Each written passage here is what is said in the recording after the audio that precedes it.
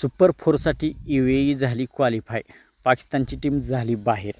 तर संपूर्ण पॉईंट टेबलचे समीकरण आपण या व्हिडिओमध्ये जाणून घेणार आहोत.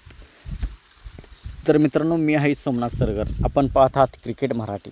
तर मित्रांनो, काल UAEने ओमानचा पराभव केला आणि UAEच्या सुपर फोरमध्ये जाण्याच्या आशा त्यांनी जिवंत ठेवलेल्या आहेत.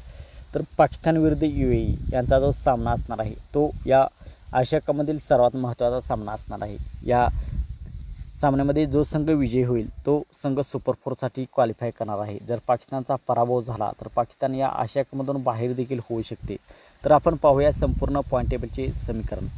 आपण ग्रुप ए बद्दल बोलूयात. ग्रुप एमधून सध्या भारताने 2 सामने झाले आहेत. दोन्ही सामन्यामध्ये त्याने विजय मिळवला आहे आणि त्यांचे 4 पॉईंट आहेत आणि त्यांची नेट रेट ही शानदार आहे.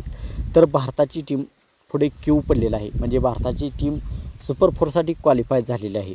अजून पाकिस्तान आणि UAE यांचा सामना होणार आहे. या सामन्याने स्पष्ट होणार आहे की पाकिस्तान सुपर फोरमध्ये जाणार की UAE सुपर फोरमध्ये जाणार. UAEची टीम देखील शानदार टीम आहे. पाकिस्तानला हरवण्याचा जिगरा UAE टीम त्यांच्याकडे ठेवते. तर पाकिस्तानला देखील UAEची टीम हरवू शकते. मागील वर्षी पाकिस्तानला अमेरिकेच्या टीमने हरवलेले होते, परंतु यावर्षी UAEची टीममध्ये देखील शानदार खेळाडू आहेत. मोहम्मद वसीम त्यांचा कॅप्टन शानदार आहे. असे त्यांच्याकडे शानदार प्लेयर आहेत आणि पाकिस्तानला ते देखील नाराज करू शकतात, धक्का देऊ शकतात. तर सुपर फोरसाठी पाकिस्तान देखील बाहेर होऊ शकते आणि UAEची टीम सुपर फोरमध्ये प्रवेश करू शकते. भारत तर सध्या सुपर फोरमध्ये पोहोचलेलं आहे. तर मित्रांनो, आपणास काय वाटते?